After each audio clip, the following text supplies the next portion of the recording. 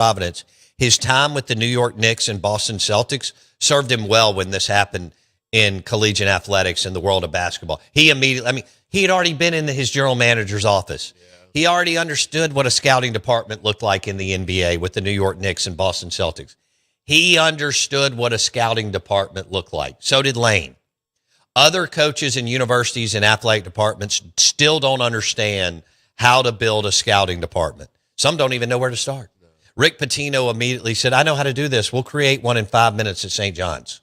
We will have a scouting department. It will be run like it's running. Now, it's not as big as the Boston Celtics. Right. Y'all know that, right? Or the LA Lakers. It doesn't have to be scale-wise.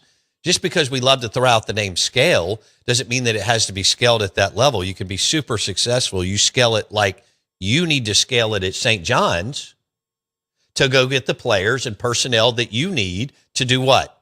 To win the Big East championship, to win the Big East tournament, to beat Kansas, who's a blue blood, and let's be honest, I think had a little bit more talent than them. Yeah. Okay? Not that St. John's doesn't have talent. That's not what when I say Ole Miss or Mississippi State has more talent, whatever, someone else may have a little more talent. You know, a lot of times it's, again, by a splinter, a whisker. But I think Kansas had more dudes. I just think St. John's knows who they are and what they are much more than Kansas does. And even though Self is fantastic, I just think Rick was excellent over the weekend. Rick Pitino. Right. You know, I think the question that I have for y'all, and this can be applied to Nick Saban at Bama or Lane Kiffin right now at Ole Miss and LSU, or another one that embraced it, Mario Cristobal in Miami. Hey, we're going to build a scouting department. Real deal. Not just hire people to hire people. Companies do that. Federal government does that. Whatever. We're gonna be, focus driven, intentional, all this stuff. We know what we want.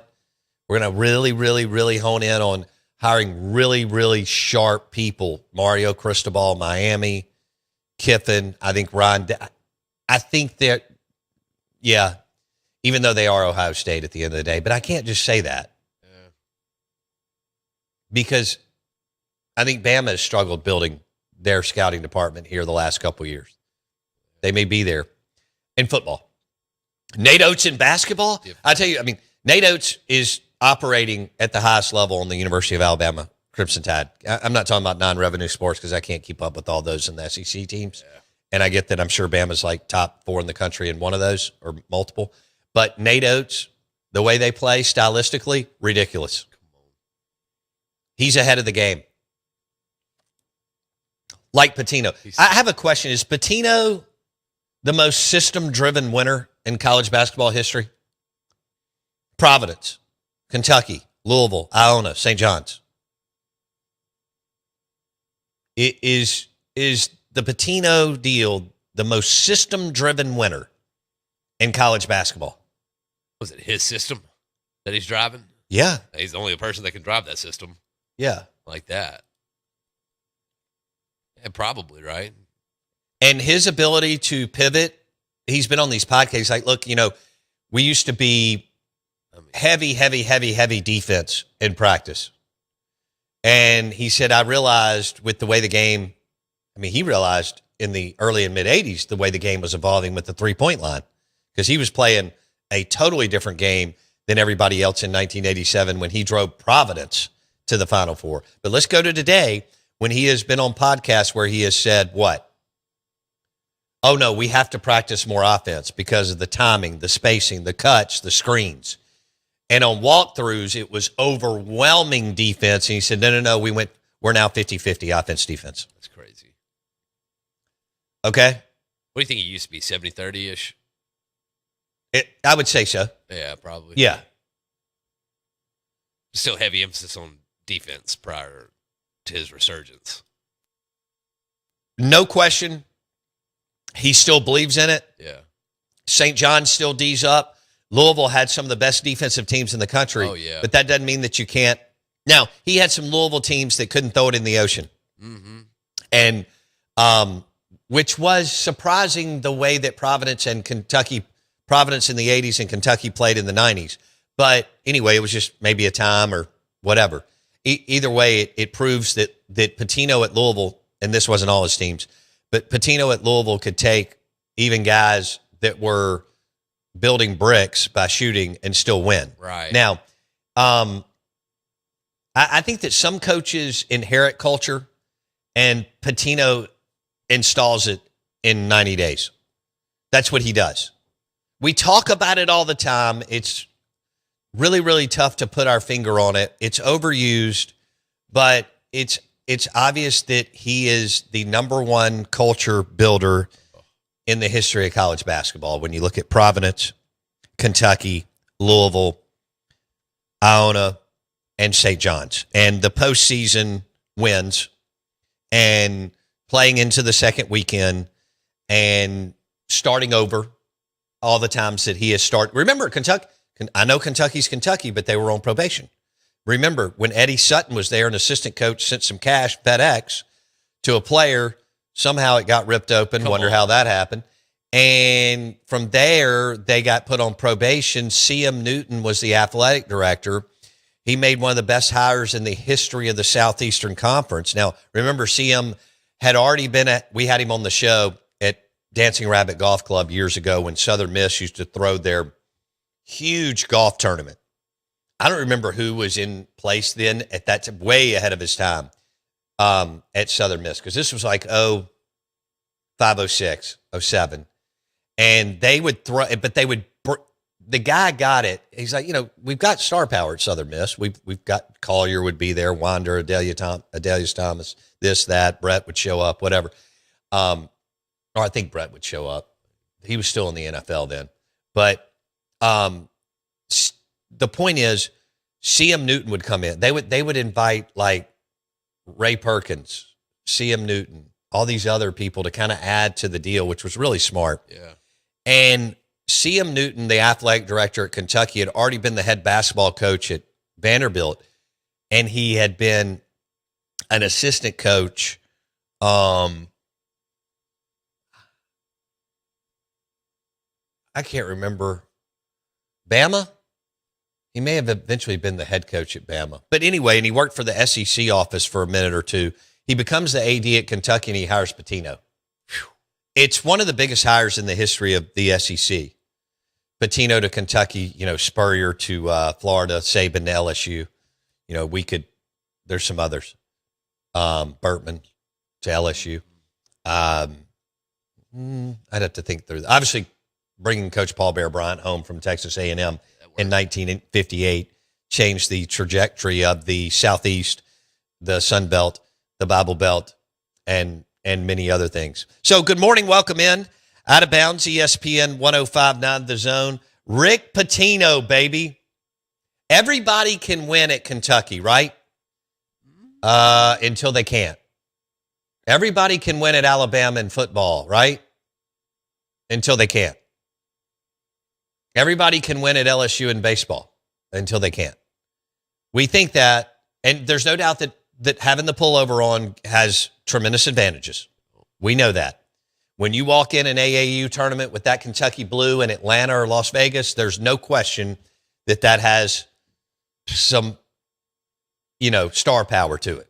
When you walk in with an Alabama pullover or an Ohio State pullover in football, no question, it has some juice behind it. Oh, yeah. But everybody doesn't win at Alabama in football or Kentucky in hoops or some of these other places, right? North Carolina right now is at home. It's killing them. North Carolina basketball is at home. And Kansas is at home. And Kentucky's at home. And they all had plenty of funding this past year to do what they wanted in the portal, and it just didn't work out. Doesn't mean that all these people that we're talking about that didn't make it are not talented. I'm just saying they're at home. And look at Iowa State. Look at Tennessee. Look at Alabama losing a guard to a marijuana charge. Look at some of these, St. John's and Patino in. Now, Duke, Michigan State, UConn, we're all like kind of, it's like we don't even respect it because we just go, which is shouldn't be the case. No. They still had to win. It's still difficult. But we're kind of like, oh, yeah, UConn, Duke, and Michigan State, they're just in it. Well, no, they had to win 2 games too. Right. They didn't just, even though those uniforms and those logos in that sport mean a lot and carry weight, it doesn't mean that over 40 minutes you win. Or 2 hours, 40 minutes of PT. Right? I mean, we look up and expect them to be there. I mean, think about what Patino did. He revived the Kentucky brand and then revived the Louisville brand and then revived the St. John's brand. Because when I was a kid, it was Lou Carnesecca and the Argyle sweaters and some guy named Chris shooting 3-pointers. And they were in the heart of the Big East in the 80s with Georgetown and Syracuse. And again, Patino, right? We talked about him. PJ Carlissimo, all the guys there. He made Lexington cool. Yeah. He did. Well, I mean, everywhere he went. I understand, like Kentucky is just swimming in tourism money now. A new age of wealth, people making money, people can move around more today than they ever have. The world and the economy is swimming in money. And Kentucky, Patino drove it for a while. Horses and bourbon. Sells every day and then throw in hoops. They've got the trifecta. Horse racing. Yeah. Bourbon. Hoops. And two cool towns. He won a national title at both places, Kentucky and U of L. And you know what else is I find, like, we're not sure about Kalen DeBoer. I think is a nice guy. I think he's a good coach. Yeah. We're not sure if he can handle the pressure at Alabama. Right. Just not. Or the whole thing. What the job encompasses. I don't think Chris Lemonis was ever comfortable totally. And Chris, I think the world of him. I don't think he was ever super comfortable as the head baseball coach at Mississippi State. I think Brian O'Connor is totally comfortable as the head baseball coach at Mississippi State. I think Lane Kiffin is totally comfortable as the head football coach at LSU and everything that it entails. In other words, every time you walk in a restaurant, all eyes are on you. What is the story I've told you about talking to people in Alabama about Dennis Franchione? Remember, he didn't get run out. He actually took over Alabama when they were in shambles, turmoil, and probation. Went in there, and his last year, he won 10 games. He left on his own accord to go to A&M. Why? He told people, look, man, my wife and I would go to dinner, and people were looking at and like breaking down what was in my wife's salad. That's the spotlight and the microscope that happens in Tuscaloosa, Alabama, as the University of Alabama Crimson Tide coach. Yeah. Get with it or get out. Here's my point on Rick Pitino. And like Kalen DeBoer, I'm not sure. John Summerall, I think he's got it. But man, Florida, that's a big job, is it not? Massive university, massive brand. Top 10 public university.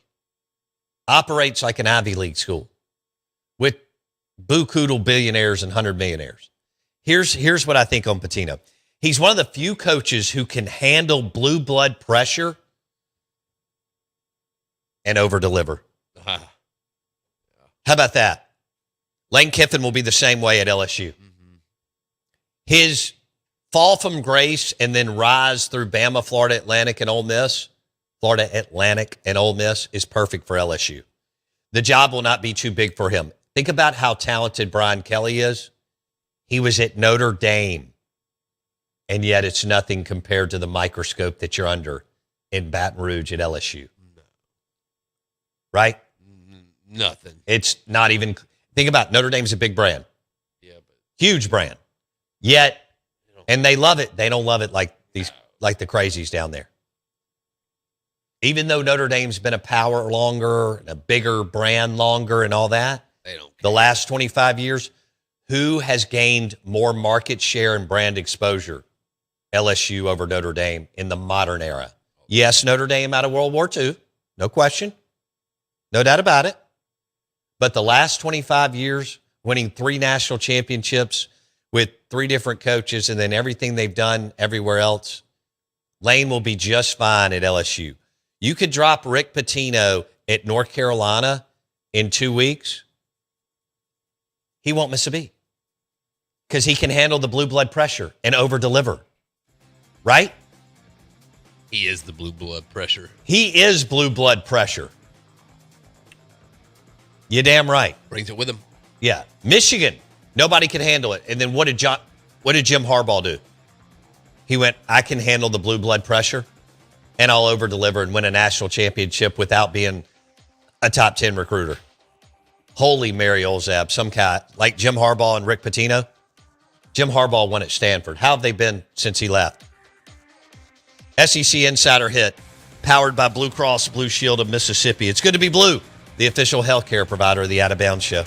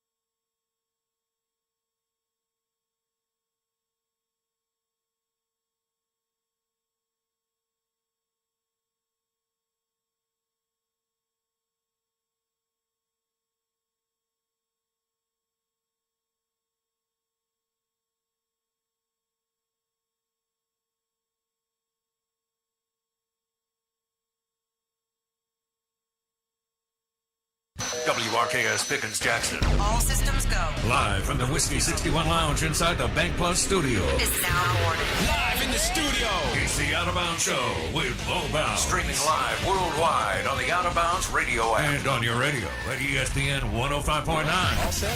Let's go. The Zone.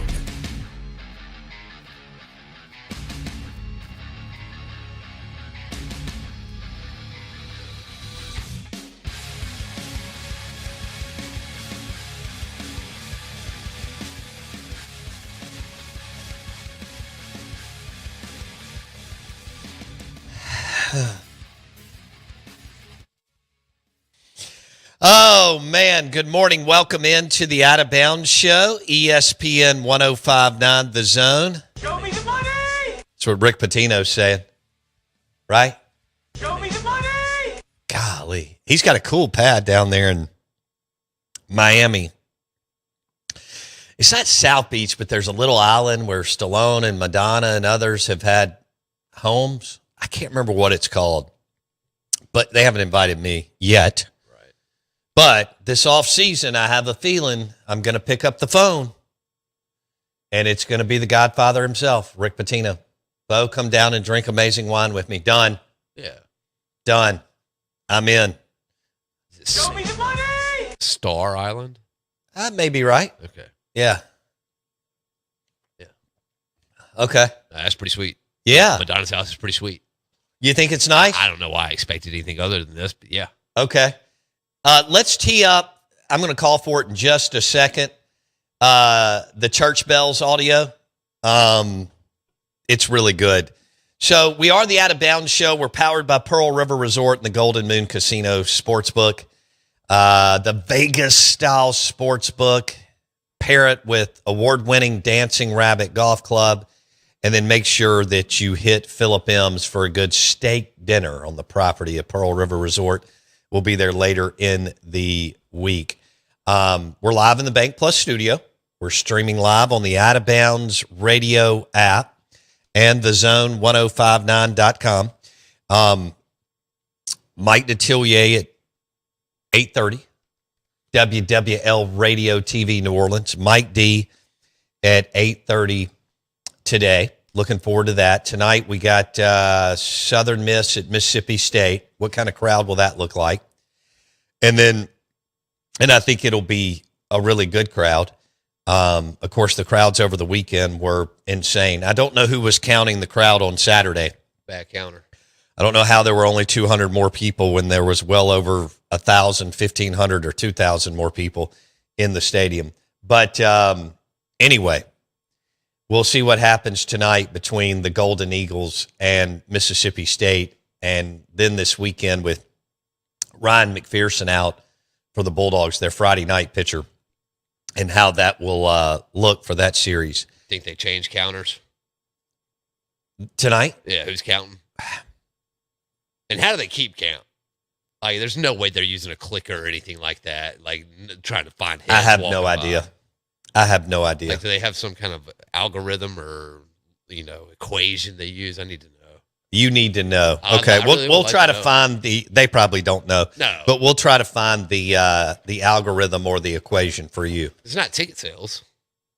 Well, no, if you just went straight ticket sales, that wouldn't make sense. Right. You can hit us up on the Golden Moon Casino text line, 601-885-3776. Find us on X at Bo Bounds.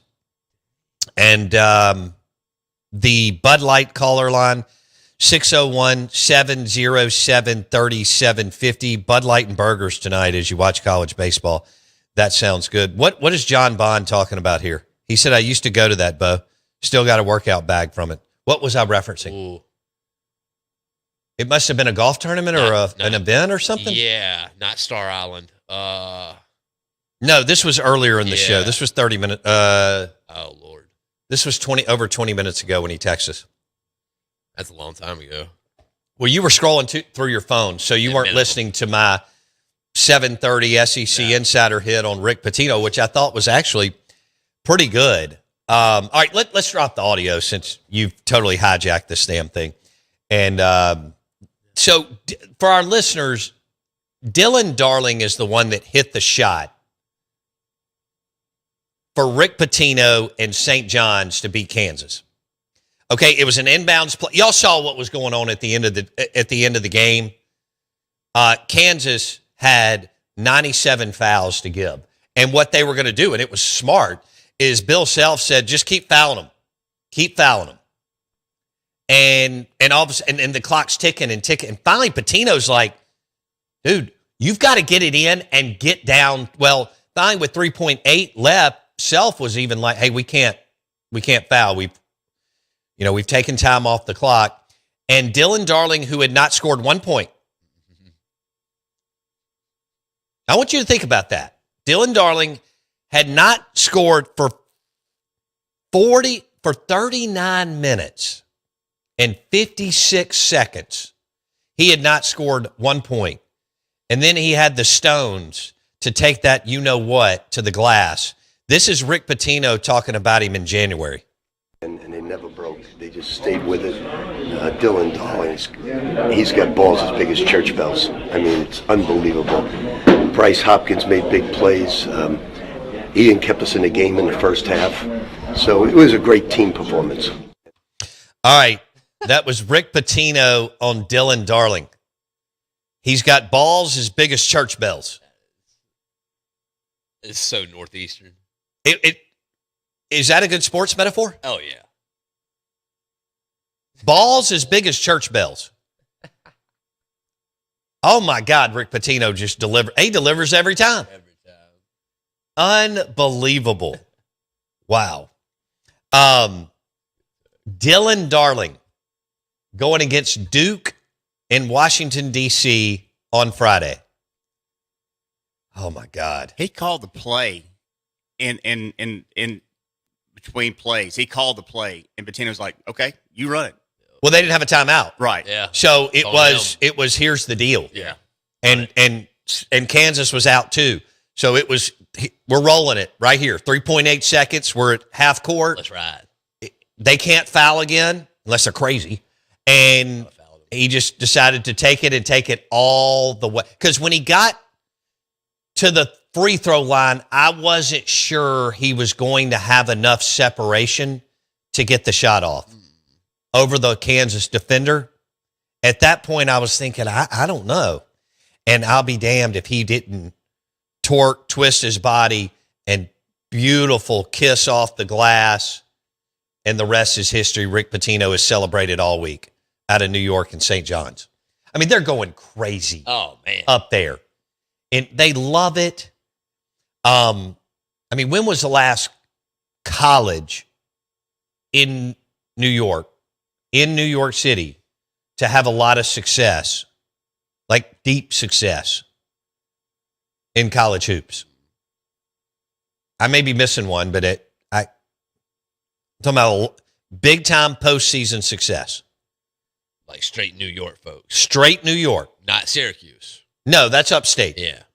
I'm talking about New York City. Mm-hmm. Not in my lifetime. If it was, it probably early. Yeah. Yeah. Did you see what Darling, they asked him what Patino was saying during the final? Yeah, I timeout? loved it. Yeah, that's awesome. He was yelling at Don't me. we have that? Oh, I'll double check. I think I sent that to you on Sunday, but that was so good and that's the kind of guy that can handle Patino and what he can do. I think what Patino exudes that you can't put a price on, it's easy to say the word, confidence.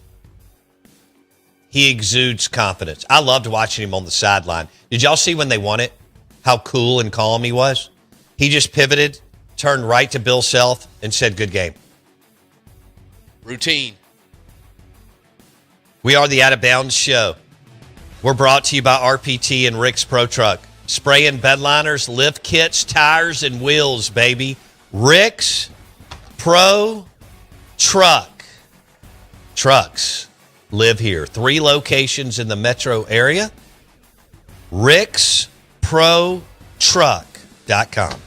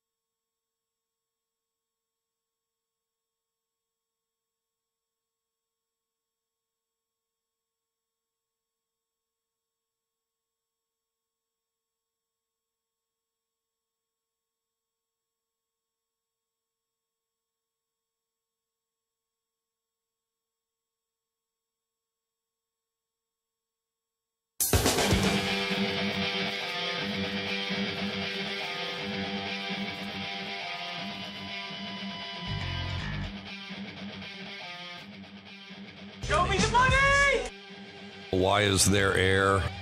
Been asking myself that for months. Good morning. Welcome into the Out of Bounds show, ESPN 105.9 The Zone. I'm your host, Bo Bounds. Mike Detillier coming up next, WWL Radio TV, New Orleans LSU Saints Insider. Mike D, baby, on the Farm Bureau Insurance guest line. Show me the money! I love that. Show me the money! Ooh. Show me the money! We got to get some pullovers or hats with Show Me the Money on them. No doubt about it. Speaking of March Madness, our bracket challenge, ESPN.com, OOB High Rollers. Our friend Jermaine Benoit was number one after day one. Is that right, Jackson? Wes? She somehow, some way went. I think she only missed one game though the first day. Yeah. So she missed one game. Jermaine missed one game on day one. She was literally at the top. I mean, I couldn't. She was believe tied for first after day. Do you know how difficult that is? Oh man. Everybody's bounced by the first 5 or 6 games. Right. Yeah. I mean, usually there's at least one or two, but she got them. She knocked down all the first day upsets. Love it. Unfortunately, had a little. The second day was a little tough on her. Right. But it's okay. We now have a person that's at the top of our leaderboard whose name is J.R. Ragan. Got him, but right up under it, tied for second. Show me the money. Show me the money. Who's that? I don't know, but I like it. So they took that from us, which I love. Well, yeah, it's in our bracket. They put it in our bracket. I like it. Okay. That's great. And they picked the Hogs. So it might be, oh, man. They're still in. They're in. Michigan's still in. Hard. Duke. Big time. So our top 10, 12, roughly all these teams are still in. There's a lot of Michigan. Wow. One Arkansas. Duke and Arizona. Good bit of Arizona. One Purdue, one Iowa State. War Eagle Mama threw in Arkansas again. Wow. So really the top, I'm rolling through here, almost the top 25. Then we get all the way down to that first page. You got 2 Floridas. Right. But other than that, everybody has their national championship winner is still in the tournament, is my point. Yeah, it's a lot. How about that? Then you got, some familiar names on the front page as well. Maximus. He texted us just a minute ago. Yeah, he did. War Eagle Mama, obviously. That's right. And I'm sure there's a couple more that I can't recognize because of the name. I love this one. Food guy, bad picks. We're talking about our bracket challenge. Do you think he put was that an autocorrect error? I think it was autocorrect. I think it meant good guy, bad picks. Got it. You feel me? Okay. When I saw it, I was like, all right, but nah, it's good. It's got to be good guy, bad picks. Okay. I love this. Dad of 2. And then he gives his area code. I'm assuming 390. I don't know. 39051. Not sure where that is. Well, 39056 is Clinton. Someone will assume somewhere around there. Straight out of Clinton. Right around there. You're an Applebee's kid. We grew up right around. I could ride my bike to Applebee's. Yeah. Oh, 39051 is Carthage. Boom. Carthage, Mississippi. About that. That's like my second home, as much as I drive through it on the way to Golden Moon and Pearl River Resort. So, I love this name, Better Half Ballers. I like that. Okay. Oh, we've got an Iowa State pick here. Yeah, of course. Is that the only one that I see on the front page? Yeah. As far as the top 20, I only see one Iowa State pick. They're nasty. Yeah, they are. I know they're boring, or I say that. Doesn't matter. You don't follow them, but they're really good. Hell, they're favored against Tennessee. I mean, if they win it on Friday. We only have like 2 people that have picked Iowa State in our top 100. Oh, man. And they would win it. Oh. It's going to come down to the nitty gritty.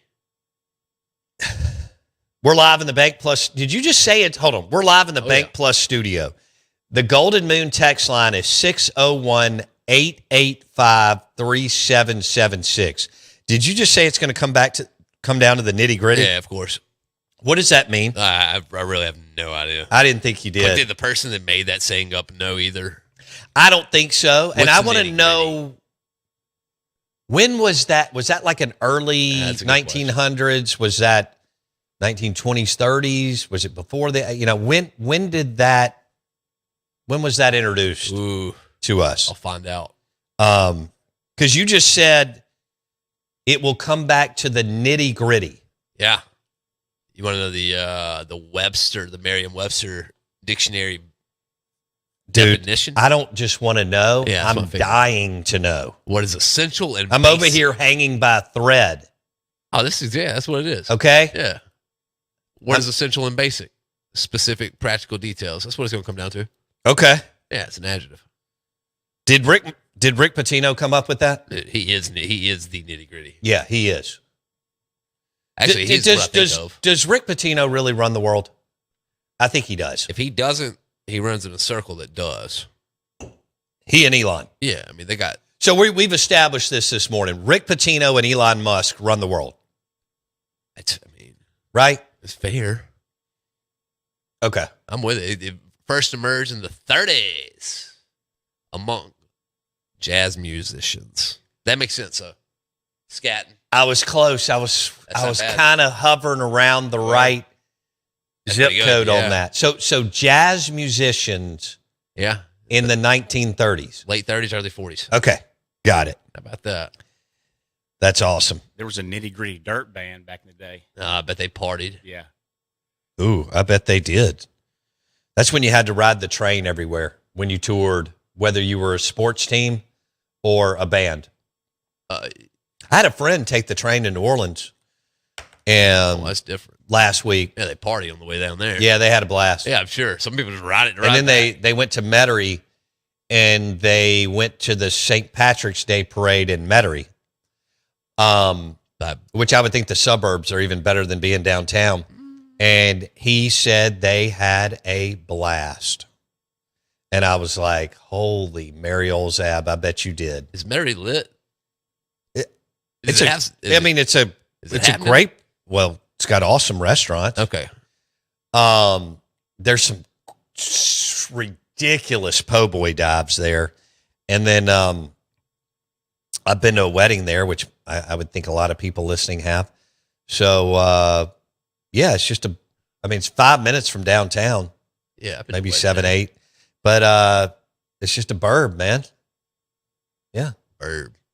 That's where the true New Orleanians live, among other areas spread out around New Orleans. Have you partied in Metairie? I have. I've gotten in some things in Metairie. Oh, really? Yeah. Had to pull over a few times out there too. Not because someone was pulling me over, but we just needed to stop. You just needed to stop. We just needed to chill. Okay. Good hell. A little rest. Yeah. But what do you know? One of those famous gas station, 10-minute, maybe turns into 45-minute gas station naps. Like you got to recharge. What in the hell Dude, is wrong There's with you? no way you skipped out on a gas station nap. Actually, I have. You've never napped one off at a gas I station. have That's never incredible. slept in a gas station parking lot. Man. Let's ask our listeners. Have you slept intentionally Okay. slept in a gas station parking lot or not? Yeah. Golden Moon Casino text line 601-885-3776. Don't forget that we have loaded up our YouTube channel. Search Out of Bounds Sports. YouTube channel Out of Bounds Sports. YouTube channel Out of Bounds Sports. It's got so much unbelievable content on it. Check it out. We would love for you to subscribe. Go to YouTube. Search Out of Bounds Sports. Mike Detillier coming up next. We are the Out of Bounds Show. We're powered by Superior Foundation. For all your foundation repairs, French drains, and driveways, Superior Foundation.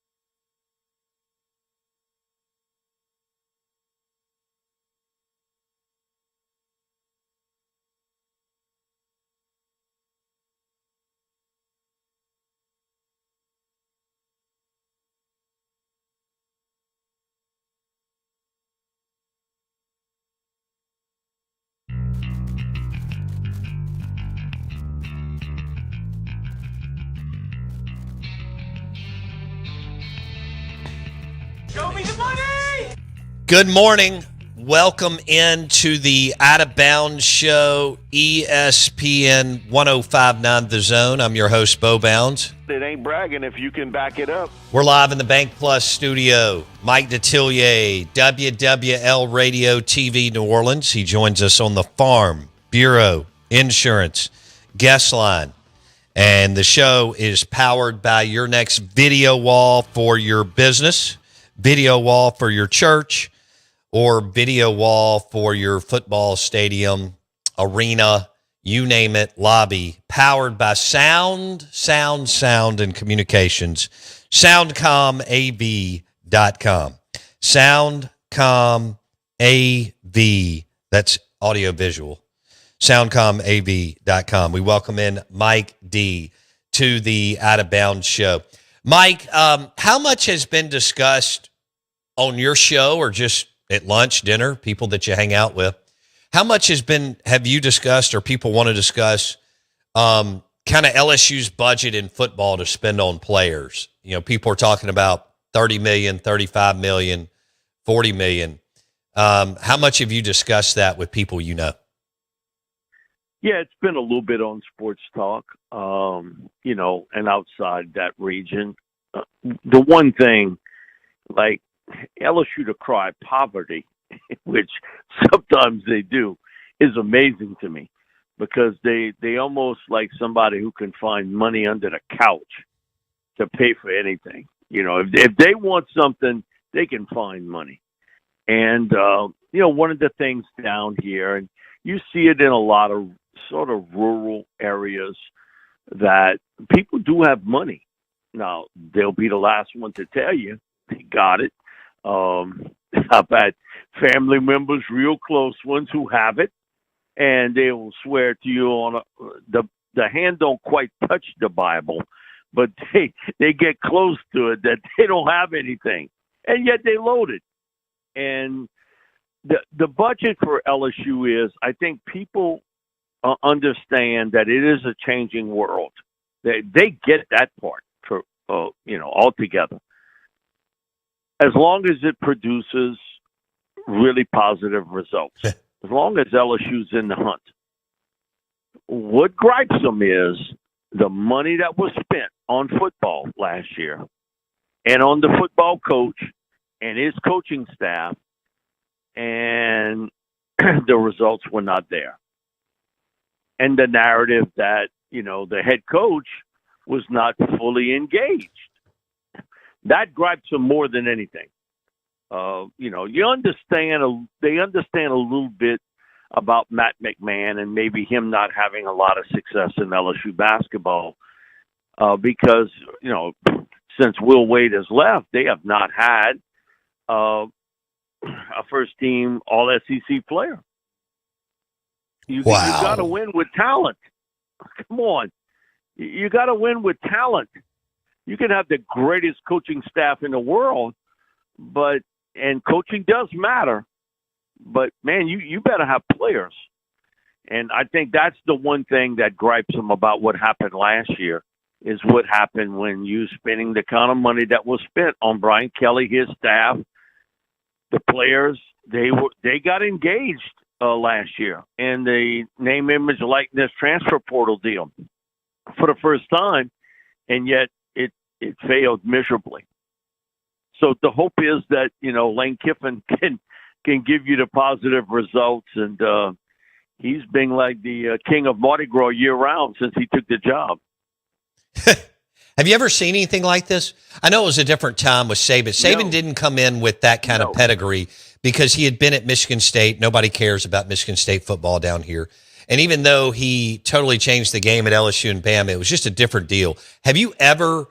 You've been covering New Orleans and Louisiana sports for 40 years. Have you ever witnessed anything like what's happened since Lane took over at LSU, Mike D? No. I tell people, growing up as a teenager, one of the things that was so heavily covered was at that time, the NBA expanding into New Orleans, and it was the New Orleans Jazz.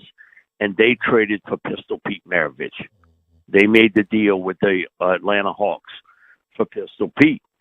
You couldn't open a newspaper or watch a TV newscast for like a month without some mention of Maravich coming back to Louisiana. That may be the closest. But that was a different time. You talk about the 1970s, so it was a different time, different world of covering it. But there's been nothing like that since. And Lane has eclipsed everything, and part of it too is his use of social media.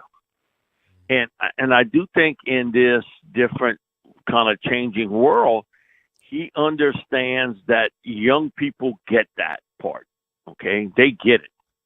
I see my grandkids. They watch stuff, and all these videos and all of these teenage kids doing stupid stuff. Man, I'm glad I didn't have that when I was growing up. Man, they could have really done a series with some of the cats and people that I hung around with. It'd have been a lot more interesting than what I see my grandkids watch. So, but he understands that is a big part of it. And for a lot of people, you and I did not grow up with this. Right. Okay? If you're a certain age, you didn't grow up with this. But for a lot of young people, they have grown up with this all their life. And they understand the power of that. And LSU has done a very good job of the brand of LSU on social media. They've understood that really well. And not only athletes that are there now, but former athletes that were there. Like Shaq O'Neal. Can you turn on a television and watch it for more than 2 hours and not see at least 1 to 2 commercials? No. Shaq O'Neal he endorses more products than anybody in sports. And, so you see that. You see commercials with Joe Burrow. LSU. You see commercials. Malik Neighbors. He's got a big time commercial. Livy Dunn and what she's been able to do, and the gymnastics part of things, and you see Paul Skeens now, and it just kind of goes on and on and on. Flau'jae Johnson, the impact Flau'jae had not only on women's basketball at LSU, which she gave back to the community. Because a lot of people, they only want to hear negative stuff about athletes. They think athletes are stealing money. But what Flau'jae did to give back to the community and using that brand of LSU to do it, it's really amazing. It's sort of a new world for all of us to adapt to and to see how it's done. We have a president of the United States doing the same thing, right? He's using media and social media the exact same way. And he's not a young man, but he understands the impact of that particular part. Now, maybe, great point. His son Barron has, kind of helped that along the way, but he has used that part to get his message across. But I've never seen anything in Louisiana in my time frame that has kind of rolled with this for this long a period of time as Lane Kiffin coming to LSU since December. Did you see the picture of Lane Kiffin and Deuce McAllister on social media, sure Mike did. D? I sure did. No, and I reposted it on Twitter. And for people some people, Ole Miss people really got upset with that. But you got to understand, Deuce's son is going to have offers in both football and basketball. He really turned into a terrific receiver last year for Country Day.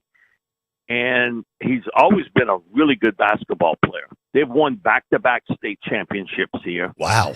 And so, they get invited. And, Deuce has known Lane since he was at Ole Miss. They're not saying they were close friends, but they knew each other pretty well. And people made a big thing about it, that you took a picture with Deuce McAllister. with Lane. And I think most people, Ole Miss people, would do it today. They won't admit it, but I think most would. Okay, if they met up with Lane somewhere. But man, I know where Deuce's heart lies. Man, he's an Ole Miss guy, 2,000%. But his son's being pursued, and it won't be just LSU. Everybody is going to be after him. And he's a really talented athlete. And he'll have his choice, basketball, college basketball, or college football. Now, what grade is he in, Mike? Do you know currently? He is, it was a junior. So, yeah, he's a junior. Okay. Oh, wow. So, wrapping up his junior year, going into his senior year. Mike Detillier, WWL Radio TV New Orleans. He joins us on the Farm Bureau Insurance guest line. So do you think he'll be one of the better players in the state of Louisiana? Is he considered that good? He's that good. Okay. And he's got pedigree. Okay. Yeah, he does. He just have some pedigree. But he's a much taller version of Deuce. I'll put it to you that way. It's just that and I've done shows, we had a lot of shows we would do at Rouse's Markets here on Saturdays. And a lot of times, like Deuce would race in at the last moment because he was at a basketball tournament. Mm-hmm. Or he had to leave real quickly because he was going to a basketball tournament. So, he's going to be one of the better football players when he comes out, and also one of the best basketball players when he comes out. Which one do you think he'll do? Which way do you think he'll go, Mike D? Deuce McAllister's son. I have a feeling it'll be basketball. Wow. Okay.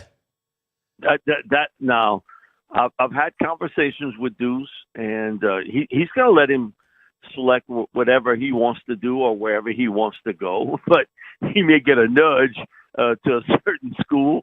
But I just have a feeling his love for basketball, might eclipse that love for football. Because I had to do actually the country they had to play on the road.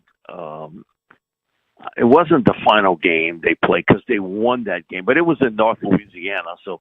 He had got in touch with me about doing a show for him at Rouse's that he was scheduled to do. He was like, "Hey, can you fill in for him?" I was like, "Yeah." And he told me they were headed the day before to North Louisiana for a football game. He ended up winning, but then got beat the next week. But Bo, just a gut feeling. I think it'll be basketball for Curtis. Okay, Deuce McAllister's son, Curtis McAllister. We were talking football and basketball recruit. Mike D says he may go basketball over football. So is LSU standing pat with Matt McMahon? Is that a totally done deal? He'll be back, Mike D? Silence. Dead silence. Okay. So that it's going to be one of two things. I think that if Will Wade would want to come back to LSU, they will make it happen. The big question mark is, does Will want to leave North Carolina State after a year to come back to LSU? Will still has very close friends in Louisiana. He actually made a comment to me when I had him on a couple of weeks ago. I'll see you in May. But he visits here quite often. And so he's got really close friends in Louisiana that have clout, so to speak, much more than I do. But, it's really up to him if he wants to come back. They will make it happen. If he doesn't, then I think they would hang pat with McMahon. Wow. Can you imagine how this is going to look? And we'll see what North Carolina does. This could be crazy. All right. Mike D on the Out of Bounds show, WWL Radio TV New Orleans. This is cool. He was able to give us a little bit of a background on Deuce McAllister's son as a football and basketball recruit, Ole Miss, hot and heavy, LSU among, as Mike said, many, many other schools. Mike, I think, Deuce getting into media and getting into the New Orleans Saints broadcast, I think he's just gotten better and better at his craft. How do you see it, Mike D? No question. No question. He has gotten so much better at this. And, when he first started, him and I had this conversation. And one of the things I told him, you can't go to school for this. Your school is on the air. You only get better when you do it. Okay? They can teach you, if you went to school, they can teach you certain things. And I think writing's important because even if you're not involved in media, to be able to write, I think is sort of becoming a lost art in our society in many ways.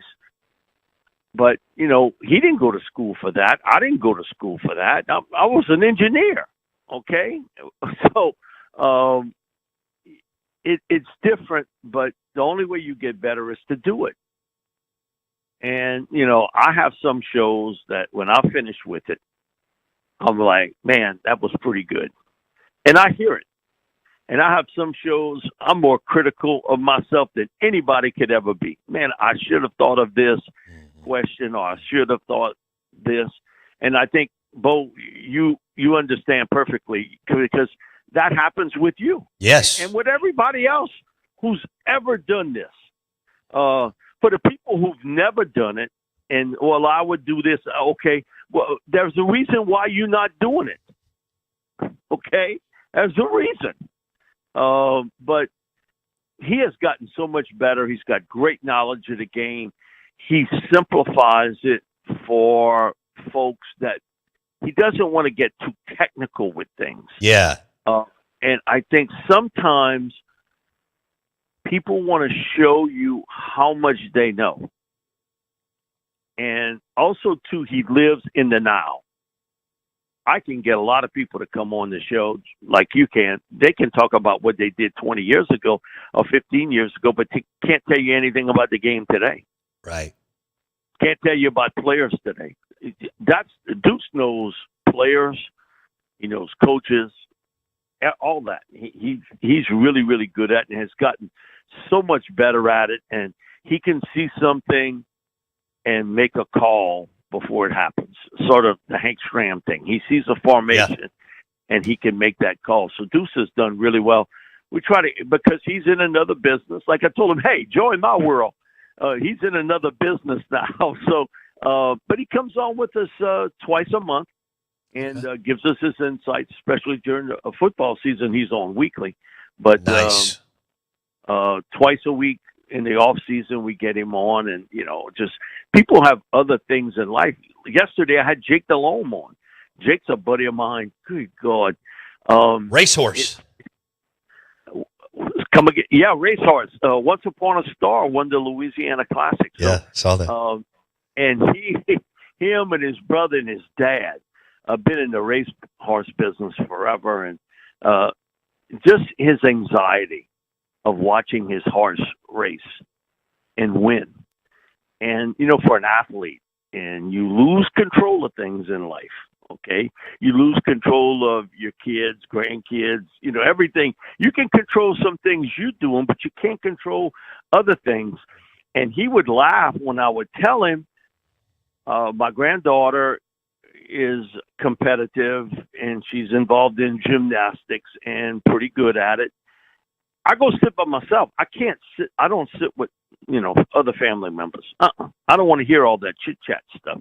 I'll go sit by myself or stand by myself, and I'm good, okay? And she knows where I'm at, my granddaughter. She'll just look at me and, and just sort of nod and everything else. But she knows that I am more comfortable that way. And Jake was saying about, you lose control. You've done everything to get your horse prepared, and then Okay, he saddled up. He's in the paddock, ready to roll. And he said the nerves are unbelievable, just unbelievable for you to see that you've taken care of this horse. You've done everything, gotten him prepared, and now in less than a couple minutes, it's all over, and you have no control, none. And that's hard in life, you know.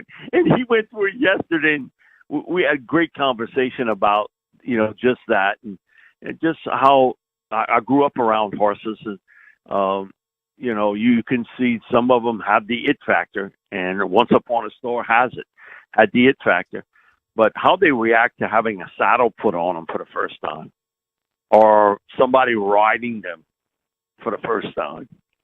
And they all have different personalities, and they're smart. They're different smart than, say, a dog or a cat. A lot of there is retention, and they will sort of understand what's going on. But, man, a horse, and that big animal, and you taking care of him. So he was great with it yesterday, but he's been in the horse racing business for him and his dad for over 30 years. Wow. I was reading some of that over the weekend. Mike Detillier on the Out of Bounds Show, ESPN 105.9 The Zone. All right, Mike D., we appreciate it. The Deuce McAllister stuff was fantastic. And so we'll keep an eye on his son, Curtis McAllister, football and basketball recruit out of New Orleans. Mike D., have a good one, man. Thank you. Thank you, Bo. Hey, he says he's 6'4". I haven't measured him, but I know one thing: Deuce ain't 6'4". Thanks, Mike. Thank you, man. Mike D., WWL Radio TV New Orleans. He joined us on the Farm Bureau Insurance Guest Line. Bundle your auto and home and save with your local Farm Bureau Insurance agent. Go with the home team, as Jake Mangum likes to tell us or say. Deuce McAllister. Oh my gosh. He's done some good stuff down there with the Saints. And of course, in with WWL Radio, and that leads to other things. Curtis McAllister, football, basketball recruit out of New Orleans. And yeah, I knew right when I saw it that was going to ruffle some feathers when Deuce and Lane were hanging out. And of course, Lane has to tweet it out to get a reaction. The job will not be too big for Lane Kiffin. The LSU job was too big for Brian Kelly, and the Auburn job was too big for Hugh Freeze. And it happens. Now, I don't know with Kalen DeBoer. I'm still kind of leaning it's not. But the Alabama job may be too big for Kalen DeBoer. And like somebody like John Summerall has to walk in and really wrap his brain around leading a program that big. Like Joe Moorhead, the Mississippi State job was way, way, way, way too big for him. Hour number 3 coming up.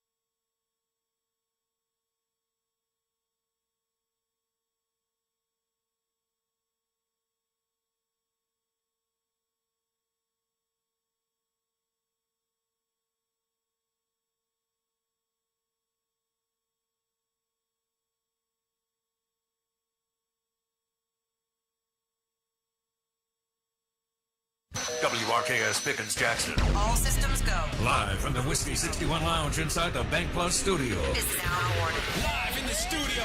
It's the Out of Bounds Show with Bo Bounds. Streaming live worldwide on the Out of Bounds radio app. And on your radio at ESPN 105.9. All set? Let's go. The Zone.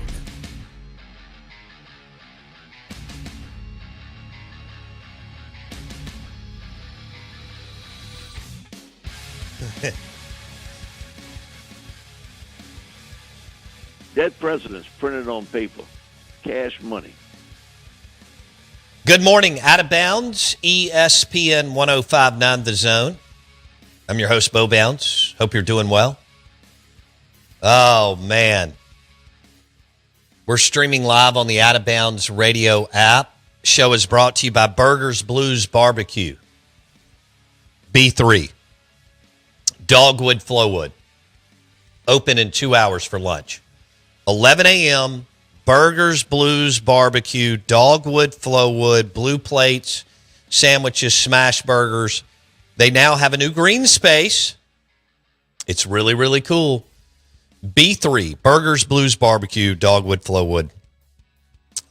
Check it out for lunch, dinner, catering. Lunch, they've catered for us on more than one occasion. B3, Burgers, Blues, Barbecue, Dogwood, Flowwood. And Blue Plates and sandwiches and pulled pork, brisket, smash burgers, all powered by B3, Burgers, Blues, Barbecue, Dogwood, Flowwood. Check it out today. Fantastic place in Dogwood, Flowwood. Jackson, have you ever been to B3 in Dogwood, Flowwood? Once or twice I've, swung by there. Maybe like once or twice a week. Yeah. It's a, man, the good thing about it is I can go there multiple times a week because I can get multiple things. There you go. Like I don't have to go barbecue. I don't have to go burger. I can go either or. So I got options. So you can leverage your range at Burgers, Blues, Barbecue. I mean, between a burger to barbecue, then you jump over to the wraps. Oh, yeah. It's on and popping. Okay. Yeah. They got the new green space in Dogwood, Flowwood at Burgers, Blues, Barbecue. So it's a pretty time of year. Yeah. I'm going to have to lobby Steven maybe to put up a Hall of Fame. You would be on there. I think I'd have to. They should actually have a picture of you. Yes. With a wrap in one hand and a burger in the other. Absolutely. Meadows Mania. Yeah, Highway 61 is, or just under it, straight funk. That'll work. Give me a Highway 61 burger. Bacon and blue? Bacon and blue. And then on the wrap side, it's going to be the Dirty Bird. You know, Blake came up with that. That's a good move on Blake. Blake went at some point. He told me about the Dirty Bird wrap. Get it with fried chicken. Yes. It's amazing. It really is. It's really one of the best good sandwiches in the state of Mississippi. Like it is. And we've got awesome restaurants. But Blake was the one that put us on the Dirty Bird wrap. That? Yeah. Blake I don't think it was Jason. I think it was Blake. Blake coming through. Yeah. Blake, Mr. Blake Mania. I can't believe he was. I'd like to see him tag. He got engaged. Yeah, he did. Yep, I saw that. That. He put a ring on it. Jackson's next. No, I'm not. Oh, wow. Oh, wow. We ain't even going to do that. All right, couple different ways that you can get in touch with us. The Dancing Rabbit Golf text line is 601-885-3776. Find us on X at Bo Bounds. Tweet to us. Follow us on Twitter at Bo Bounds. And the Bud Light caller line is 601-707-3750. 601-707-3750. Wes, so Mississippi State swept Vanderbilt. Were you still complaining, or were you actually okay in embracing the wins? I was very, very happy to see a sweep. But tonight, so it was okay with you? It was okay tonight, but it was okay with me. But tonight is Payback Tuesday night. Oh, it is? It is that tonight is Payback Tuesday against the Eagles. I got you. Okay, Payback Tuesday. I like that. Yeah. Okay. We Wow. We got to pack the dude like they packed the Pete down there in Hattiesburg. Oh, it was packed. I was there. Yeah. I was there. It was packed. They were locked in, and so Show me the money! yeah. Think they'll travel well? Southern Miss. They'll have some fans there. Oh, I mean, there's going to be a chunk, right? You know, I don't know what that looks like. A few hundred. Yeah, I mean, that's Yeah, which on a Tuesday night's nice. Yeah. And there'll be several thousand Mississippi State fans there. I don't know how many, but I can't wait to see. Well, it depends on who's I'll counting. be there. Are you going to be the counter? I'm going to count tonight. You probably should. Somebody fell asleep on Saturday Yeah, like during the counting. It was a late game. I get it. Somebody got kind of over there in a little nook in Duty Noble, and it was a cool warm little place. Yeah. And they had the counter, and they just fell asleep for a little while because Friday night's crowd was announced, and then Saturday's was announced as what, 200 more people? Yes. Every bit of 1,500, 2,000 more people. Wow, really? I don't know, but when I walked out, I'm telling you, I have been in that ballpark since before I can remember, but I can kind of start remembering life in 1980.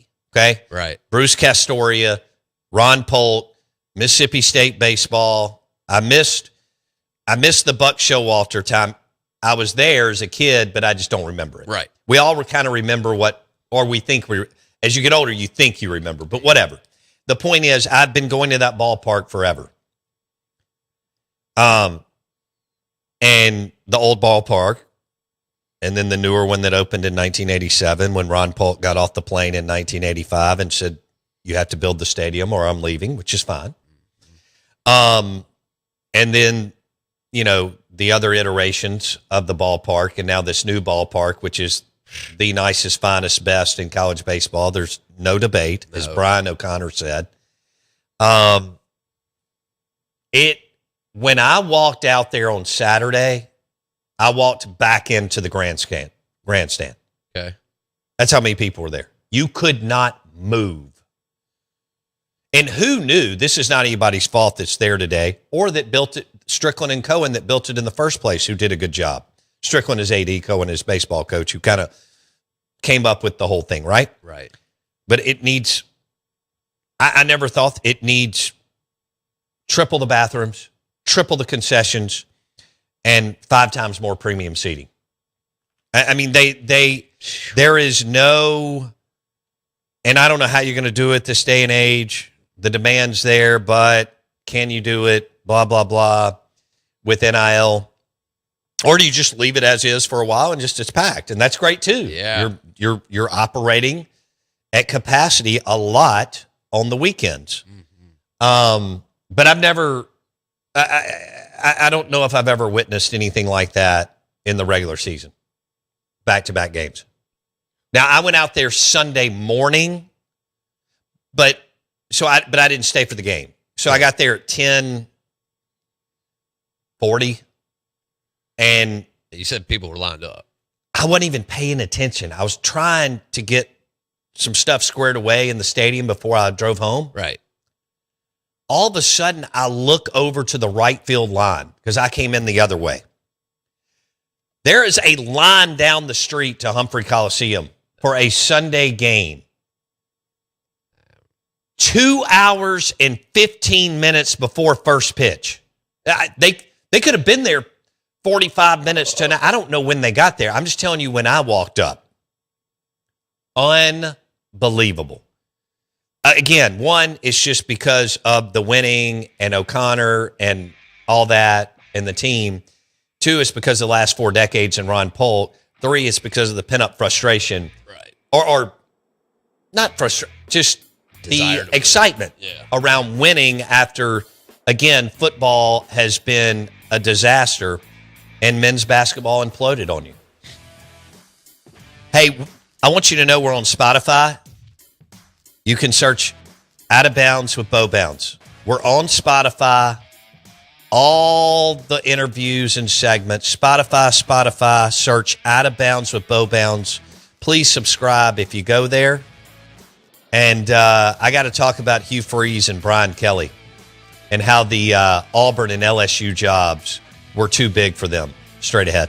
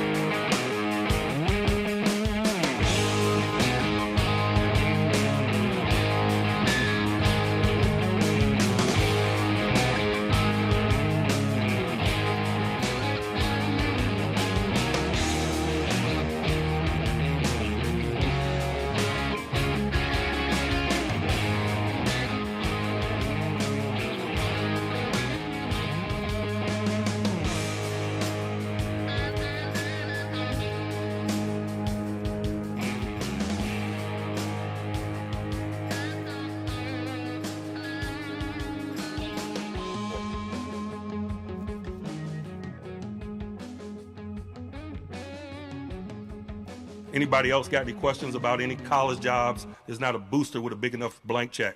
Good morning. Welcome into the Out of Bounds Show, ESPN 105.9 The Zone, brought to you by the Men's Clinic in Madison.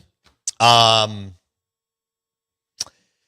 Mike Manning and Dr. Cliff Adams assisting men through the aging process. The Men's Clinic in Madison and the Men's Clinic in Brandon. The Men's Clinic in Brandon. TheManThing.com. TheManThing.com. And if you're low energy, low testosterone, if you've lost your sex drive, 2 of the 3, 1 of the 3, 3 of the 3, you'll want to go ahead and go to themanthing.com and book your appointment and allow them to walk you through and help you through the aging process, powered by the Men's Clinic in Madison.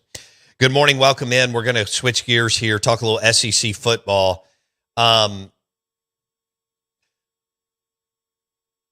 Was the Auburn job too big for Hugh Freeze? Yes. Was the LSU job too big for Brian Kelly? Yes. If you want to take it local, Joe Moorhead, Matt Luke. To date, Jeff Lebby. Those jobs too big? Yes. Rick Ray. Yeah. Okay. Yeah. And so you got to look at that. Like Kirby walked into Georgia, and now we just think, well, of course Kirby's successful. Well, no, he had never been a head coach. Now, he had been under Saban for several years in that pressure cooker. Not one, not two, but several. And he had been running the defense, and he had done a good job. Urban Meyer, the Florida job was not too big for him, even though he had been at Bowling Green and Utah, but Utah was G5 when he was there. Take that into consideration. Just a guy that could do it. But he also had several years of head coaching experience under his belt when he took the Florida job. Nick Saban, I think, is another great example. You know, Saban had been the head coach at Toledo for 1 year. He had been in the NFL a couple of stops with the Oilers and the Browns and so on. And then he had been the head coach at Michigan State. Even though no one cared about Michigan State Sparty football, he was able to learn year after year after year, almost got fired year after year after year, so that he knew what he wanted to do by the time he got to LSU. Right. When you look at Hugh Freeze at Liberty and Ole Miss, he was the hunter. Yes. It's not like that at Auburn. Mm-mm. When you look at Brian Kelly at Notre Dame, you're not in a conference. Okay? And you're insulated. You're not at LSU. Every single day, you're the head football coach, and the microscope and the spotlight and everything else is on you. That's right. I know a lot of you are like, well, Notre Dame's a bigger brand, Bo. Well, the way I laid it out earlier is, yes, coming out of World War II, Notre Dame was one of those big, big brands with Michigan and Ohio State and Southern Cal and some other spots, probably Texas. Yeah. Okay? But if you want to take the last 25 years, no brand in collegiate athletics has grown more than LSU. With what Saban did there, and then across the board, what they've done producing stars. Yeah. And 2 other coaches who are not that good winning national championships. It goes to show you the power of the school and the brand and the state and the talent and everything else. But for Hugh Freeze, Auburn was too big. For Brian Kelly, LSU was too big. The SEC pressure cooker, the NIL portal deal, you throw in booster chaos and expectations. That's why Lane Kiffin is going to be just fine at LSU. He's already been embarrassed, knocked on his tail, fired on a runway. Right. That was his dream job. He had a lot of West Coast in him. Monty Kiffin, his dad, had coached in the NFL. He had been there under Pete Carroll. It meant the world to him. He had left, come back, and then boom, he gets fired, totally embarrassed, and people were laughing at him. And he had to hit the rehab tour, and it worked out. He had a reboot. Alabama, Florida Atlantic, Ole Miss. Now he's at arguably the best job in the country to go along with Georgia and Ohio State. Do you think the job would have been too big for Hugh at Auburn had he landed on a quarterback? A quarterback, obviously not what they had, but like a good quarterback. Possibly, but I don't think Hugh was as locked in as he was younger Hugh at Ole Miss. No. And Liberty, you're off the grid. You don't have that SEC pressure cooker. Do you think his health played any role in this? Could have. Yeah. Could have. Bigger job too big. Was it Hugh in Auburn? Was it Brian Kelly in LSU? Or was it Lance Pogue at Brandon? You know, my first thought was Lance Pogue at Brandon. It really was. I mean, hey. Although that is a different deal than coaching at South Panola or Eupora. Yeah. It just is. And that's even though South Panola won big, it's still not the same market. No. Especially this day and age compared to 20 years ago when South Panola was, rolling. I think that the NIL portal didn't level the field. It exposed who can't manage chaos. Yeah. And Kiffin can manage chaos. Do you notice that during the last, especially 3 years, his 23, 24, and 25 squad, when NIL had really kicked in, did you notice when Lane was in Oxford that you rarely heard players griping about different things or thinking that he had lost the locker room or who's getting what money? No. Somehow he was able to manage the chaos. Because, again, the NFL, first of all, he had been in the NFL. Even if it was for a year and a half, he had been there, or almost 2 years. But that's still that's still plenty of time to understand it. Plus, Monty Kiffin, again, spent a lot of time in the NFL. And, even Booger McFarland was talking about how he remembers Lane in the locker room when Lane was really, really young, drawing up plays in the Tampa Bay Buccaneers locker room 20-something years ago, or maybe longer. I agree with the best coaches today aren't just recruiters. They're roster GMs. And Lane and Rick Pitino are roster GMs. They understand. Pitino had spent time with the Knicks and the Celtics. He very much understood the GM. He may have been the GM. I'll have to go back and look if he was the GM at both places or one of the places. But the bottom line is he understood a scouting department and he understood roster building. And so look what he's done at St. John's. All Lane knew was the NFL. Plus, he was around an NFL coach, not just his dad, but Pete Carroll was an NFL coach at Southern Cal. They were running an NFL program, even way back before Portal, NIL in 03, 04, 05. Okay? Wow. We are the Out of Bounds Show. Lunch today brought to you by Taste Italian Kitchen in the Renaissance. TasteItalianKitchen.com.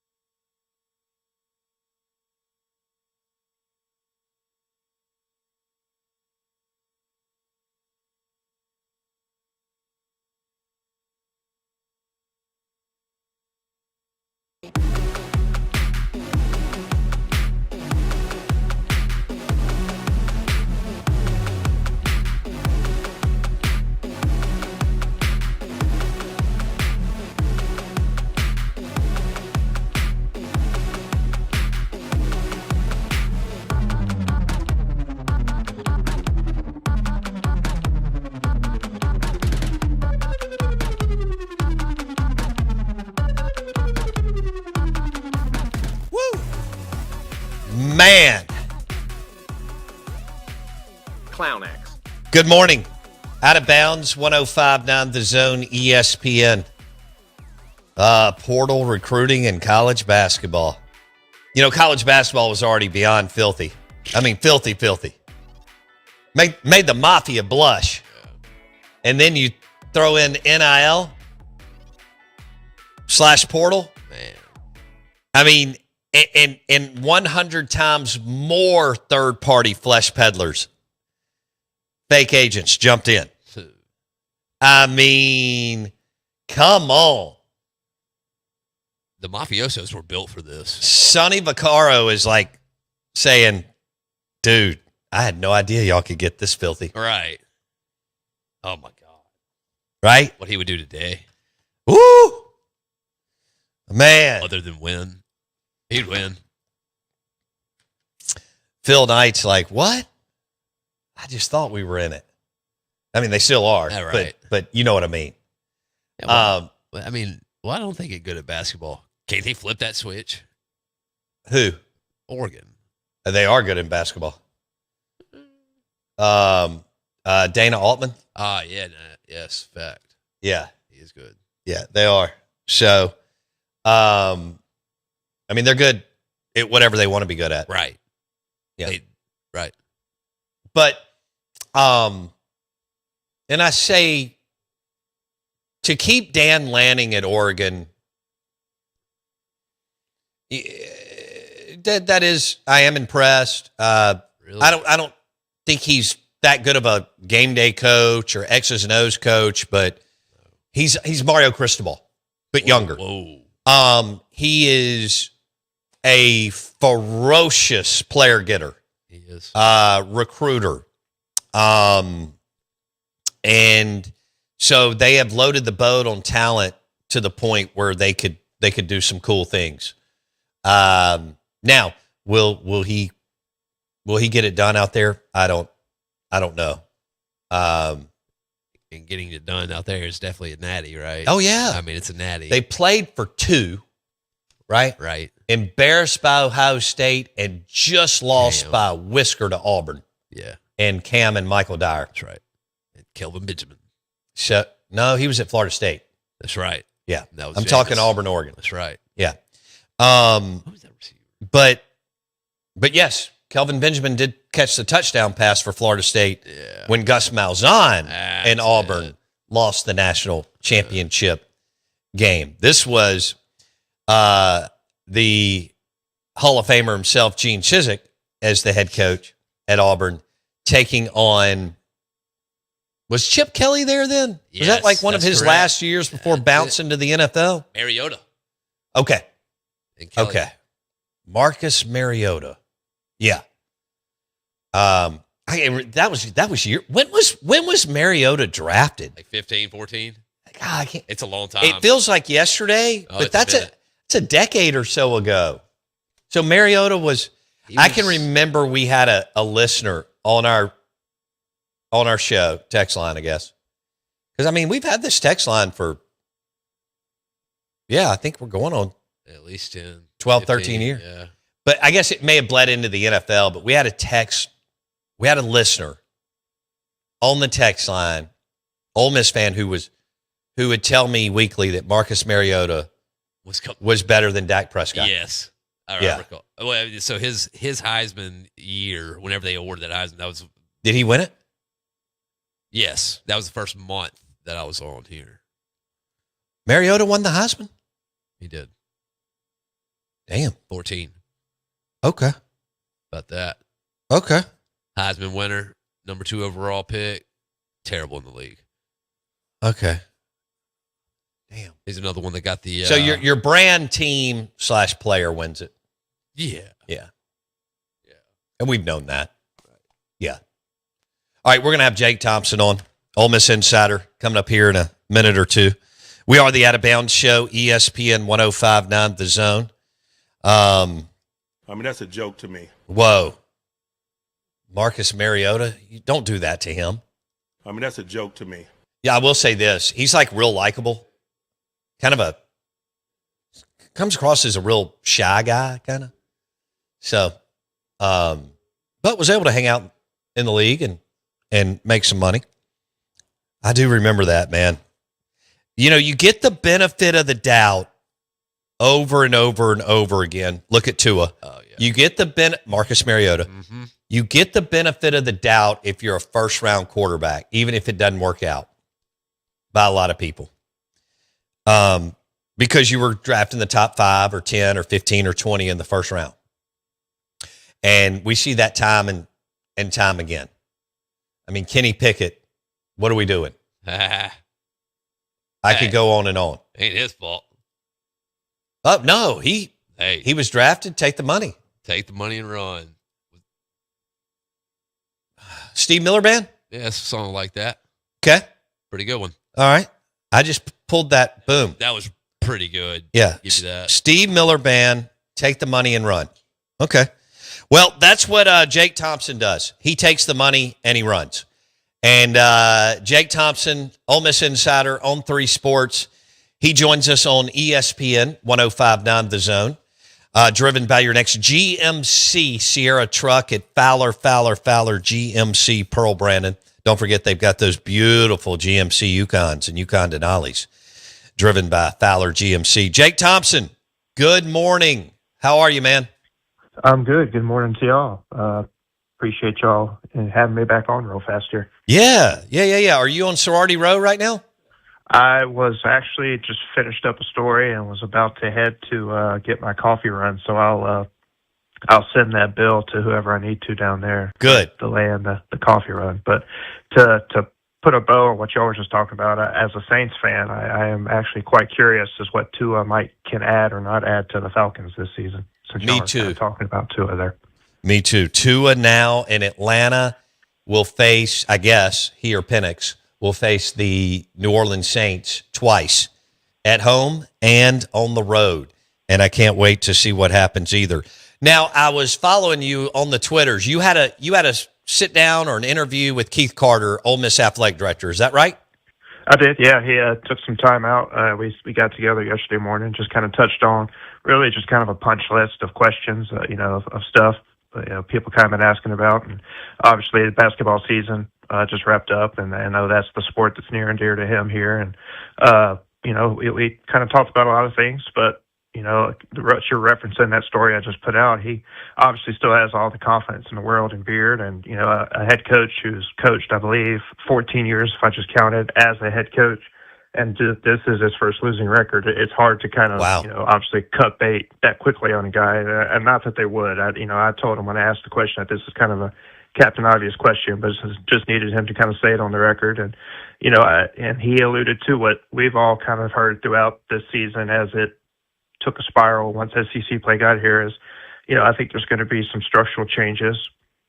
Everybody's kind of adapting to this front office, NFL-esque, NBA pro style, especially with NIL and having to handle all sorts of different plates in the air of having like a GM, a personnel staff in place when it comes to, transfer portal season, transfer evaluations and stuff like that. And it looks like, I think him and Beard are going to meet this week and talk, just I'm sure like a season end debrief postmortem. But a part of that will be maybe the idea of adding a GM and to their staff and changing that up, kind of like what Kiffin did at Ole Miss here and what Pete Golding's keeping going here as well. So I think that would be a positive for any sport to look at that, especially with just everything you have to handle and trying to get evaluations right on guys, quickly. I mean, these guys, I think basketball players are on a campus less than any other sport, with just when they sign, when the season is, and then when that season ends. And for those one and dones, I mean, they may not even spend a whole year on your campus. Sure. So it's something you got to get right, I think, specifically in basketball. Wow. Who knew that we would be throwing around roster building every fifth word or words?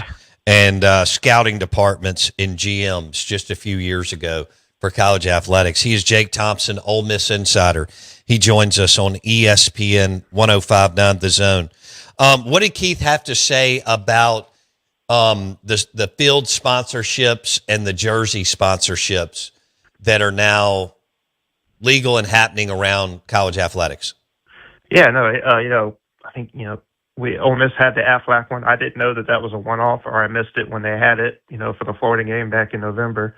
Obviously didn't have it in the playoff game against Tulane because you got to have all the CFP signage and all that stuff, everywhere. It's not really, it's a home game, but not a quote-unquote home game, so to speak, in that regard. But no, they're still, I think, putting out feelers, having discussions, obviously with Arkansas and Tyson and LSU and that energy company. Those were kind of the easy layup ones to sign up. Those made the most sense. Either Tyson or Walmart for Arkansas. You knew that one of those two big ones would sign a check for them, and so that one's an easy one to announce. I think for Ole Miss, it's trying to, and I'm sure State and everybody else, they're trying to find that right fit and that right partner and sponsor that can write that check. I mean, it's not a cheap check. Keith told me that the evaluations for, I guess, the field logo and the jersey patches are somewhere between $3 and $5 million a year.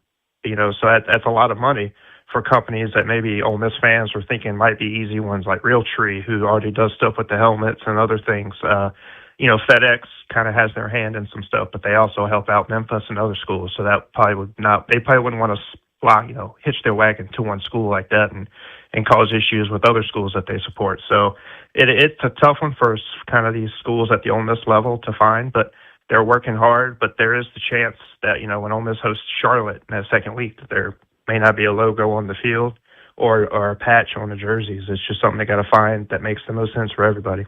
Okay. Jake Thompson, on 3 Sports, Ole Miss insider. He joins us on the Out of Bounds show, ESPN 105.9 The Zone, brought to you by Blue Cross Blue Shield of Mississippi. It's good to be blue, the official healthcare provider of the Out of Bounds show. Jake Thompson on the show. What is did y'all talk Pete Golding in football? I did. Okay, what was the sizzle? What was one thing that really jumped out at you as far as your discussion with Keith Carter on football and Pete Golding?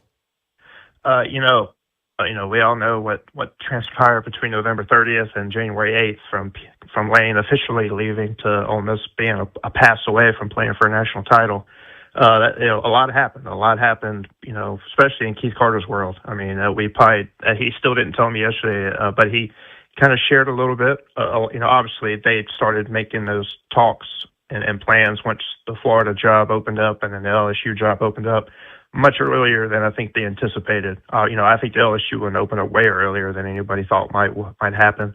The Florida one, maybe not so much because you knew Napier was on the hot seat even dating back to last season. But the LSU one, I think, is what really got everybody kind of nervous. And so, of course, Keith and his people are doing their due diligence like anybody would. But just because of the him hauling, if you want to call it that, or the back and forth, or the 1 foot in the pool, 1 foot out of the pool, and Kiffin trying to have the cake and eat it too, all these cliches I think of here, it drug it out. And then you saw that weekend after the Egg Bowl, Golish go to Auburn, Summerall go to Florida. Some of the names that you thought were on Ole Miss's list, if they had an opening much earlier than they did. And then, of course, Pete, or they went with Pete, and Keith said that was somebody they already knew they had faith in, but it was of these names on the short list, including Pete. He just didn't have the coaching experience because he hadn't been offered that yet.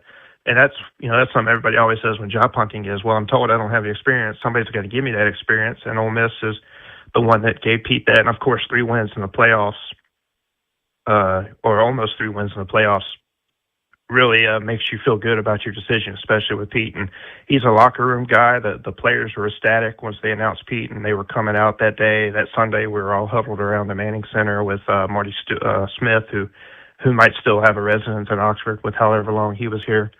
But, they love him. They played for him, and they're excited for him. And then I think you've got to feel good that you got the right guy with how they did in the transfer portal. Fill a lot of holes, got a lot of pieces, not a lot of superstars, but I think guys that they can turn into that especially on defense. It's hard to knock the development they have on defense and the defensive line, and look at how good they made Antonio Kite here in just a season after kind of the up and down time he had at Auburn in the secondary. So I think they feel good about it. Now, of course, all this hinges on the Trinidad Chambliss stuff. We all thought it was done February 12th when the judge read that 90-minute, decision granting him the injunction.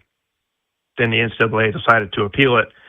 And, now we're waiting to see. But I think tugging on the cape of the Mississippi Supreme Court saying, hey, hurry up, we want you to give us an answer, and we need it to be this specific answer, I don't think that's going to get you what you want. So I think you're going to have Trinidad as a quarterback, and that should prop Ole Miss up, I think, in the top 10 preseason. I mean, he's already tied with Arch as the second best odds for the Heisman. I know the win totals are trickling out now super early and has Ole Miss at 7.5. I would hammer the over, especially if you have Trinidad as a quarterback.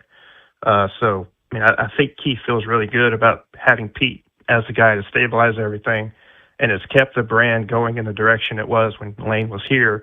Because you look at that game with Louisville in Nashville, it's on a Sunday night, Labor Day weekend, all by itself, prime time. So they're still getting all that attention that they had before with Kiffin, and Pete's been able to keep all that together. All right, Jake Thompson, Ole Miss insider on 3 Sports.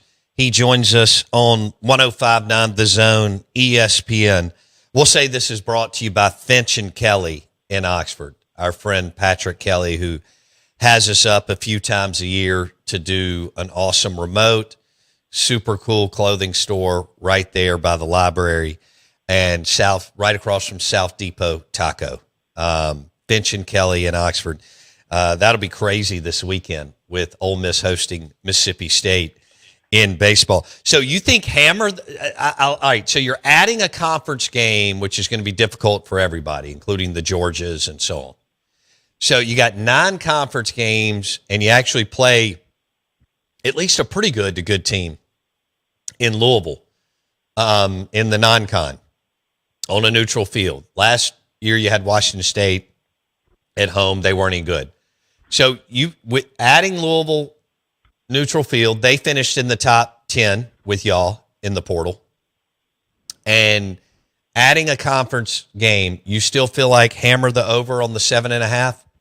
Yeah, hey, all you got to do is win 8 games, and you win the over. I mean, okay. I don't. So sorry, that's kind of a loophole answer there, but no, I think they're better than 8 wins. I do, especially with Trinidad at quarterback. I do. I know we haven't seen them at all yet, even in spring. We don't get to do that till a week from today.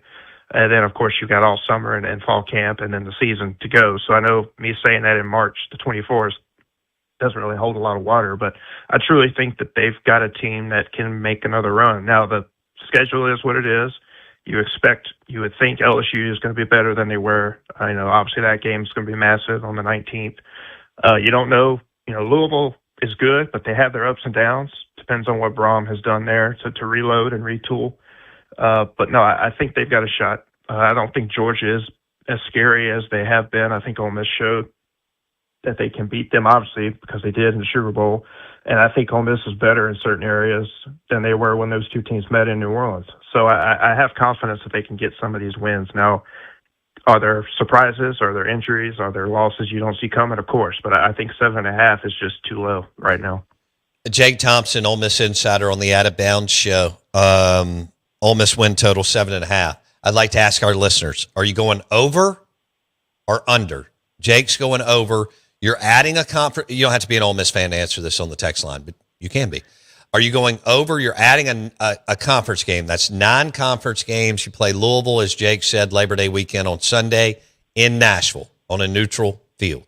All right. The text line, 601-885-3776. You going over or under 7.5? Trinidad and Lacey are back. As Jake said, they retained some key pieces on the offensive and defensive line, but somebody named Lane Kiffin is not there anymore. Speaking of, is it weird that Lane is no longer in Oxford and the head coach? It's only weird when I see him tweet or a photo of him down at LSU or at practice, because you just realize, oh yeah, he's not here. But with having that month with Pete, and through the playoff run and having interviews and practices and seeing it, it kind of makes it less jarring than it would be, if they didn't have much of a postseason and we just out here on the 31st next week in the first practice and Pete's in charge, not Lane. So that kind of takes some of the weirdness away, but it feels like those 6 years just never happened in Oxford. It was the most surreal, strange, reality TV type 6 years I've ever had covering a football team. I love it. Yeah, it was wild. It's the most successful run, and yet it was a little. I mean, it was amazing, and some of the biggest highs in the history of Ole Miss, and yet it was still kind of weird, wasn't it?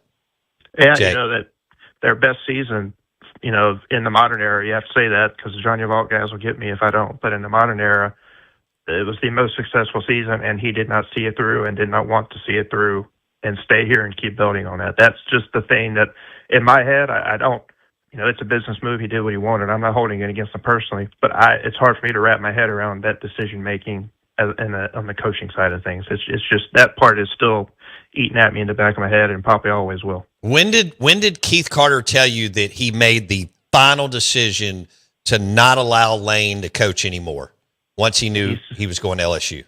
When we were talking yesterday, and when talking about Pete, he said it happened that Saturday night. I guess the Saturday after the Egg Bowl. That weekend, we were all staked out all over campus. It was that Saturday night. Okay, is when he said he was going to take the job and was leaving, and then they had to, then they had about 12 or so hours to figure out what to do, and then that was, they went with Pete that next morning. Wow. Did he elaborate on what else he was thinking before they offered Pete the job, Jay? No, he didn't venture into that, and probably chose not to. And Sure. honestly, it was one of those where I didn't even think to kind of press on that, because I think he is happy and at peace with Pete. I mean, like winning cures all, but right. I do think he is happy with Pete. And, everybody's going to say, well, what happens this year if they do go 7 or less or 8 and 4, that just doesn't really cut it. I think he's going to be here another year. I don't think he's going to pull the plug if they go 8 wins. No. So, I know that's talk, but I don't think that's going to happen. Okay. All right, my man. What's your favorite lunch spot today in Oxford? Talk to me. I've been bouncing around, but there's a place called Phillips Grocery that people up here will know. It's a nice little burger spot, kind of at a roundabout on South Lamar where the old hospital used to be, and it's a great little place. You better get there, though, when they open, or you're going to wait a little while. It's a popular little small burger spot. Yeah, I've probably been there 12, 15 times. It's a great, Yeah, they have an awesome, I always get it to go. They have an awesome burger there. All right, Jake, beer's on you next time I'm there, okay? Sounds good. I appreciate y'all having me on. All right, bud. Jake Thompson, Ole Miss Insider. He had a one-on-one with Keith Carter, talking sponsorships on the field, sponsorships on the jersey, talking maybe Chris Beard hiring GM or whatever you want to call him. And then Pete Golding in technically year one, what that will look like. Win total 7.5. You going over? Or are you going under in Oxford, Mississippi? Jake Thompson, Ole Miss Insider on the Out of Bounds show. Lunch today brought to you by the Cooper's Philly. We got to go with that sandwich at Taste Italian Kitchen in the Renaissance. Man. That was a good show. We did good today. Well, I did. I don't know about y'all. I had to think about it with you two. Y'all just sat over there. Anyway, I'm just kidding. I love you. All right. Hey, thanks for listening to the show. And we're powered by Pearl River Resort and the Golden Moon Casino Vegas-style sportsbook and award-winning Dancing Rabbit Golf Club. We'll see you tomorrow.